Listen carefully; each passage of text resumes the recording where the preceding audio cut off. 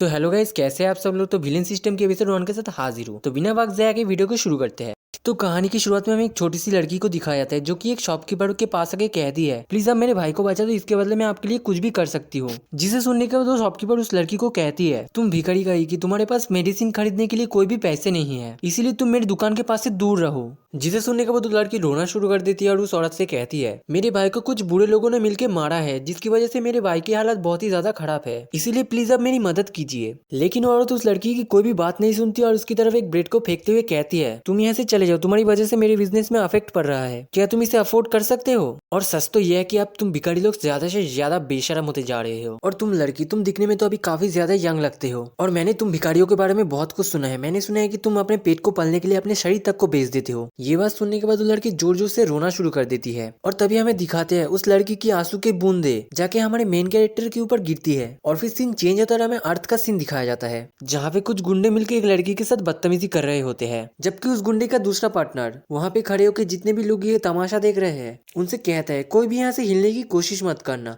और तुम्हारे पास जितने भी पैसे हैं वो मेरे हवाले कर दो। और उसी भीड़ के अंदर हमारा मेन कैरेक्टर भी होता है और वो अपने मन में कहता है, मैंने अपने आप से एक बार नहीं, दो बार नहीं, बल्कि अपने आप से 1000 बार पूछा कि खुद की जिंदगी को खतरे में डाल के दूसरे लोगों को बचाने जाना कहीं ये मेरा जिंदगी का कोई गलत शुरुआत तो नहीं है। और फिर हमें दूसरे ही सीन में दिखाते हैं वो गुंडे हमारे मेन कैरेक्टर को पकड़ लेते हैं और उसे बहुत ही गंदी तरीके से पीटते हैं। और उन गुंडों का बॉस हमारे मेन कैरेक्टर के ऊपर पैर रखते हुए कहता है, तुम्हारी हिम्मत कैसे हुई दूसरों की मदद करने की, तुम्हें क्या लगता है कि ये बहुत ही ज्यादा आसान है, बिल्कुल एक हीरो की तरह। जबकि हमारा हीरो जमीन में पड़ा होता है और अपने चारों तरफ लोगों को देख के अपने मन ही मन कहता है, आप दूसरों को बचाने के लिए आपकी खुद की जान को खतरे में डालेंगे, लेकिन देखने वाले सिर्फ तुम्हें सिंपैथी दिखाएंगे। और फिर वो गुंडा उसी लड़की को हमारे हीरो के पास लेके आता है जिसके साथ कुछ देर पहले बदतमीजी कर रहा था, और जिस लड़की को बचाने के लिए हमारे हीरो ने अपने जान को खतरे में डाला। तो गुंडे उस लड़की के हाथ में एक गन तान देता है, उस लड़की को कहता है, जल्दी आओ और इस लड़की को मार दो, अगर तुमने इसे मार दिया तो मैं तुम्हें जाने दूंगा।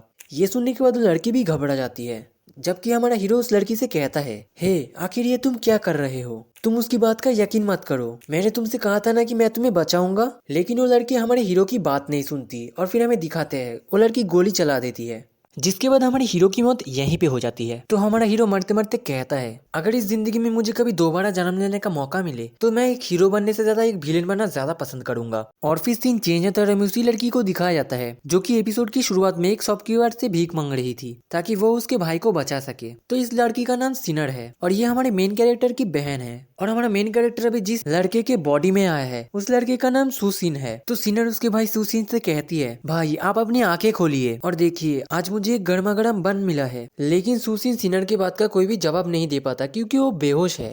ये देख के सिनर थोड़ी सी उदास हो जाती है और फिर हमें सुसिन की तरफ दिखाते हैं। सुसिन को भी सिनर की आवाज सुनाई देती है, लेकिन वो समझ नहीं पाता कि ये किसकी आवाज है। वो कहता है, आखिर ये किसकी आवाज है और ये आवाज इतना मुझे कड़वी क्यों लग रहा है। और फिर वो कहता है, नहीं ये तो मेरी बहन सिनर की आवाज है। सिनर, आखिर उसके साथ क्या हुआ है। ये सारी बातें सुसिन अपने मन में कह रहा होता है, जबकि सिनर अपने भाई के पास से कोई भी रिस्पॉन्स ना आने की वजह से रोना शुरू कर देती है और अपने भाई से रोते हुए कहती है, भाई उठिए और देखिए, मैं भीख मांग के आज आपके लिए कुछ खाना लेके आई हूँ। जबकि हमें सुसिन की तरफ दिखाते हैं, वो अपने माइंड के अंदर होता है और अपने मन में कहता है, मेरा शरीर चारों तरफ से दुख रहा है, मैं बिल्कुल हिल भी नहीं पा रहा हूँ। और फिर उसे अचानक सर में दर्द होने लगता है और वो अपना माथा पकड़ लेता है और कहता है, आखिर मैं कहाँ पे हूँ। और फिर हमारे हीरो को सुसिन की सारी मेमोरीज दिखती है कि आखिर उसे किस तरीके से मारा गया है। और फिर हमें दो बंदों को दिखाया जाता है जो कि आपस में बातें कर रहे होते हैं। तो एक बंदा अपने बॉस के पास आके कहता है, बॉस सुसिन तो हमारा खुद का आदमी है, तो हम आखिर उसके साथ ऐसा कैसे कर सकते हैं। जिसे सुनने के बाद उसका बॉस लियू सांदा उससे कहता है, इसके बारे में ज्यादा सोचने की कोई भी जरूरत नहीं है, इस बार मुझे बॉस की पोजीशन पाने के लिए उसे मारना ही होगा। और फिर हमें दिखाते हैं लियू सांदा ने सुसिन को मार दिया है और सुसिन मरते मरते कहता है, लियू सांदा तुमने मुझे मार डाला, मैं तुमसे बदला लेने जरूर आऊंगा। जिसके बाद सुसिन की मौत हो जाती है। तो सुसिन के मरने के बाद सुसिन की बहन वहाँ पे आके रोना शुरू कर देती है और जोर जोर से रोते हुए कहती है, भाई आप प्लीज मुझे छोड़ के मत जाइए, मैं आपकी सारी बात मानूंगा। और फिर सीन चेंज होता है, हमें हमारे हीरो सुसिन के माइंड के अंदर का सीन दिखाया जाता है जहाँ पे कोई सुसिन से कहता है, क्या तुम अपने पास्ट के पावर्स को हटा देना चाहते हो। तो इस पास्ट के पावर्स को हटा देने का मतलब मेमोरी को रिमूव कर देना हो सकता है। ये आवाज सुनने के बाद हमारा हीरो सुसिन इधर उधर देखने लगता है और कहता है, आखिर तुम कौन हो। जिसके बाद वो आवाज सुसिन से कहता है, मैं कौन हूँ, मैं सुपर विलेन सिस्टम हूँ जो कि तुम्हें फिर से रिकार्नेट कर सकता हूँ।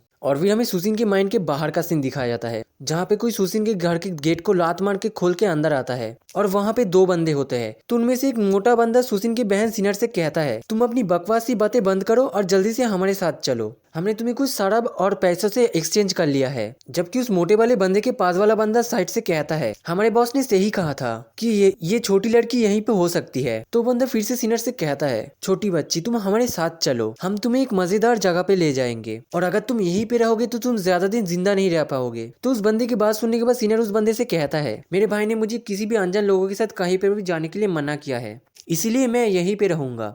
तो सिनर की ये बात सुनने के बाद वो मोटा बंदा बहुत ही ज्यादा गुस्सा हो जाता है और सिनर का हाथ पकड़ के उसे जबरदस्ती ले जाने की कोशिश करता है और सिनर से कहता है, तुम्हारा भाई अब मर चुका है, चलो उसे दफना देते हैं। तो ये बात सुनने के बाद सिनर बहुत ही ज्यादा गुस्सा हो जाती है और उन लोगों से कहती है, तुम कमीने लोग, मेरा हाथ छोड़ो, मेरा भाई अभी तक नहीं मरा है। तो बंदा फिर भी सिनर का हाथ नहीं छोड़ता है, तो इसीलिए सिनर उस बंदे के हाथ को काट लेता है, जिसकी वजह से वो बंदा सिनर के ऊपर बहुत ही ज्यादा गुस्सा हो जाता है और अपने हाथ को झटकते हुए सिनर को बहुत ही दूर फेंक देता है और कहता है, तुम कमीनी लड़की, तुम्हारी हिम्मत कैसे हुई, तुमने मेरी हाथ को काट डाला, अब मैं तुम्हें जिंदा नहीं छोड़ूंगा। जिसके बाद वो बंदा सिनर को मारने के लिए अपने पास से एक नाइफ निकाल लेता है और सिनर को मारने के लिए उसकी तरफ बढ़ा ही रहा होता है कि तभी पीछे से उसे एक आवाज आता है। तो मोटा बंदा पीछे घूम के देखता है तो वो और किसी का आवाज नहीं बल्कि सुसिन का आवाज था और सुसिन की हालत बहुत ही ज्यादा खराब होती है। सुसिन अपने पेट को पकड़ता है और उस मोटे बंदे से कहता है, मेरी बहन को जाने दो। तो उस मोटे वाले बंदे का पास वाला बंदा सुसिन को देख के कहता है, सुसिन तुम कमीने कहीं के, तुम अभी भी जिंदा हो। जबकि हमें सिनर की तरफ दिखाते हैं। सिनर बहुत ही ज्यादा खुश हो जाती है उसके भाई को देख के और सुसिन से कहती है, सिन मुझे पता था, सिन तुम फाइनली उठ ही गए, मुझे पता था कि तुम मुझे कभी भी छोड़ के नहीं जाओगे। और सुसिन फिर से उस मोटे बंदे से कहता है कि ल्यूसांडर ने मुझे धोखा दिया, ये काफी नहीं था कि उसने मेरी बहन की तरफ उंगली दिखा दी। तो ये सुनने के बाद वो मोटा लड़का सुसिन से कहता है, तुम जरा खुद की तरफ देखो, तुम एक नंबर के गरीब हो, मैं तुम्हारी बहन को ब्रोथेल में ले जा रहा हूँ कुछ शराब और पैसों के साथ एक्सचेंज करके, तो क्या तुम इसमें कुछ कर सकते हो।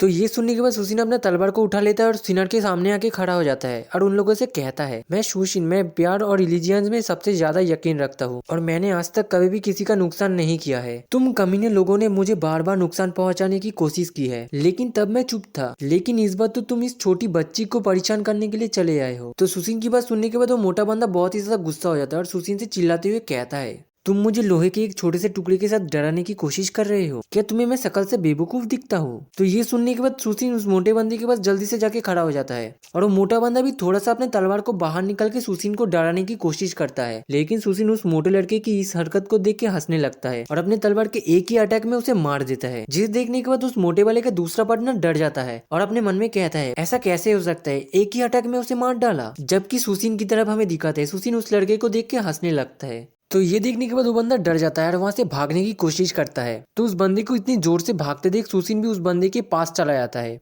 और उस बंदे की गर्दन में अपनी तलवार को रखते हुए कहता है, यहाँ से हिलने की कोशिश मत करना वरना मैं तुम्हें मार डालूंगा। तो ये सुनने के बाद वो बंदा डर जाता है और घबराते घबराते कहता है, प्लीज मुझे जाने दो, ये सब ल्यूसांडर का डिसीजन था, उसी ने हमें तुम्हारे बहन को बाजार में सेल करने के लिए कहा था, इसीलिए प्लीज तुम मुझे जाने दो। तो ये सुनने के बाद सुसिन उस बंदे को छोड़ देता है। तो सुसिन उस बंदे को छोड़ने के बाद वो बंदा अपने घुटनों पे आ जाता है और सुसिन के सामने गिड़गिड़ाते हुए कहता है, मेरे भाई ने आज तक आपके साथ इन सालों में जो कुछ भी किया है उसकी वजह से मैं आपसे माफी चाहता हूँ, प्लीज आप मुझे माफ कर दीजिए। ये सुनने के बाद सुसिन उस मोटे बंदे की डेड बॉडी की तरफ इशारा करते हुए उस बंदे से कहता है, तुम इस बंदे की बॉडी को ल्यूसांडर के पास ले जाओ और उससे कहना कि उसने मुझ पर आज तक जितने भी एहसान किए हैं उन एहसान का बदला मैं उसे जल्दी देने आऊंगा। तो ये सुनने के बाद वो बंदा डर जाता है और घबराते घबराते कहता है, ठीक है अब मैं चलता हूँ। और फिर वो बंदा उस मोटे बंदे की बॉडी को अपने कंधे के ऊपर उठा के ले जाने लगता है कि तभी सुसिन उसे फिर से रुकने के लिए कहता है और उस बंदे से कहता है, रुको, तुम्हारे पास जितने भी सिल्वर है वो सब मुझे दे दो। और फिर सीन चेंज होता है, हमें एक बाजार का दिखाया जाता है जहाँ पे सुसिन और सिनर आए होते हैं। तो सिनर सुसिन से कहती है, भाई तुमने एक इंसान को मार डाला।